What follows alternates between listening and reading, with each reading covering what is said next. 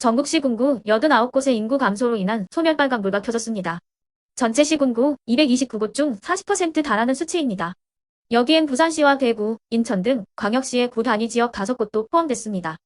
행정안전부는 전문 연구기관과 협력해 인구 감소 지수를 개발하고 이에 근거한 인구 감소 지역을 지정 및 고시했습니다. 인구 감소 지역은 전남과 경북이 각각 16곳으로 가장 많았으며 이어 강원과 경남, 전북, 충남, 중부 등이 지정됐습니다. 국내 전체 인구 5,155만 명 중 서울 경기 지역의 절반가량이 모이며 수도권 집중화가 가속화되고 있는 가운데 지방 소멸 위기는 더욱 가파라질 것으로 보입니다.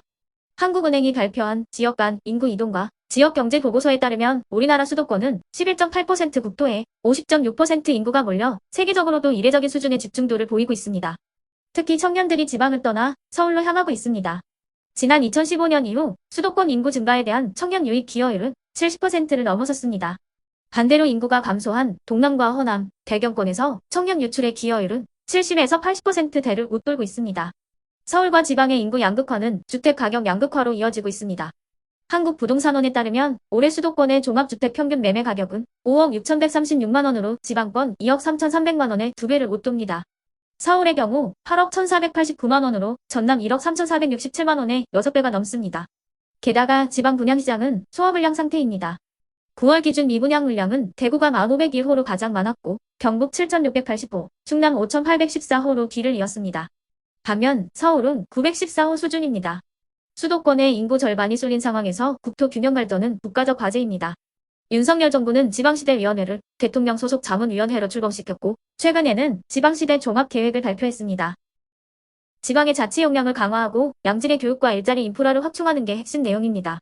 국민의힘이 당론으로 삼은 메가시티 서울은 이 흐름에 정면 배치되는 게 아니냐는 반발을 불러왔습니다.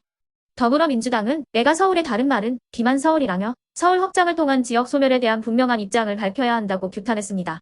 이에 지방의 활로 모색을 위해 대구와 부산, 광주 등 주요 도시를 중심으로 메가시티를 조성해야 한다는 목소리도 나옵니다.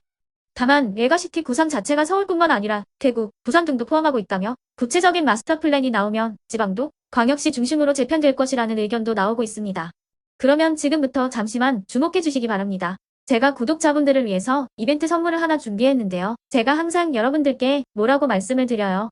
뉴스만 평소에 잘 챙겨보셔도 돈이 된다, 돈을 벌 수 있다라고 말씀을 드렸는데요. 자, 여러분들 여기 보시는 정치권 뉴스 총선 관련 뉴스를 보게 되면 여러분들은 어떤 생각이 드세요? 그냥 뉴스만 보고 끝내는지 아니면 이 뉴스를 어떻게 이용할 수 있는지 이 부분을 고민하고 계시는지를 되물어보고 싶습니다. 그 이유가 뭐냐면요. 제가 지난 10월 초에 여러분들께 뭐라고 말씀을 드렸죠? 지금은 이스라엘 하마스 전쟁 관련주에 관심을 가져야 한다. 뉴스만 보고서 절대 그냥 넘기지 마시고 투자 쪽으로 생각을 한번 해보셔야 한다라고 말씀을 드렸습니다. 그리고 나서 이런 썸네일들을 뉴스를 통해서 많이 보셨을 텐데요. 이런 이스라엘 하마스 전쟁이 이슈가 됐을 때 부자들은 어떻게 생각한다고 했나요? 전쟁 관련주는 뭐가 있는지, 어떤 종목이 가장 좋은지, 어디에 투자해야 돈이 몰리는지 자연스럽게 생각한다고 제가 말씀을 드렸죠. 부자들이 봤을 때는 이슈가 곧 돈으로 이어지고 그 이슈가 나에게 돈을 벌어준다는 경험적 확신이 있기 때문에 부자들은 항상 이런 사회적 이슈를 관심있게 챙겨본다. 이렇게 제가 말씀을 드렸는데요. 이번에도 마찬가지입니다. 제가 지난번에 시청자분들과 함께하는 주식으로 수익 내기 이벤트를 진행했었는데요.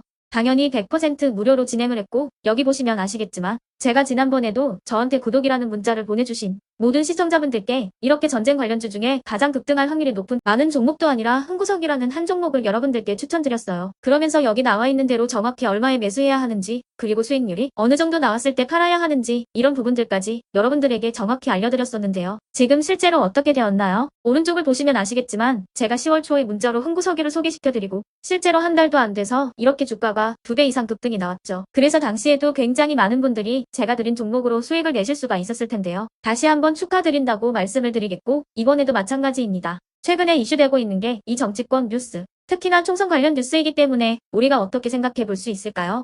2024년 4월에 실시되는 총선이 점점 다가오게 되면 총선 관련 뉴스가 쏟아지게 되고 정치 종목들이 반드시 급등을 할 수밖에 없다.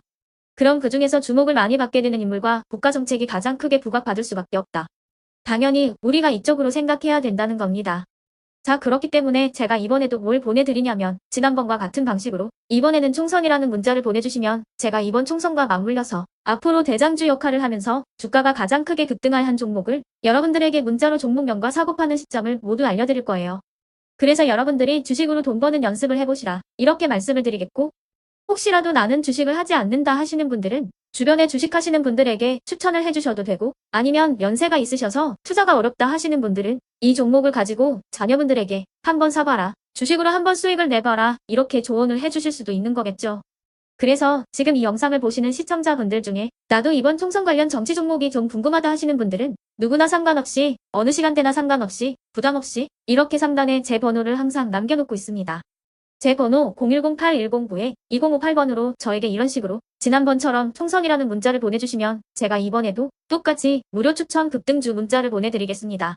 이해되시죠? 010-8109-2058번으로 총선이라고 문자를 보내주시면 여러분들이 직접 이슈를 통해서 돈 버는 연습을 해보실 수가 있는 거고, 제가 돈을 받는 것도 아니고 투자를 대신해 드리는 것도 아니니까 부담 없이 신청해 주시면 되는 겁니다. 그리고 수익이 나면 저는 다른 것은 바라지 않습니다.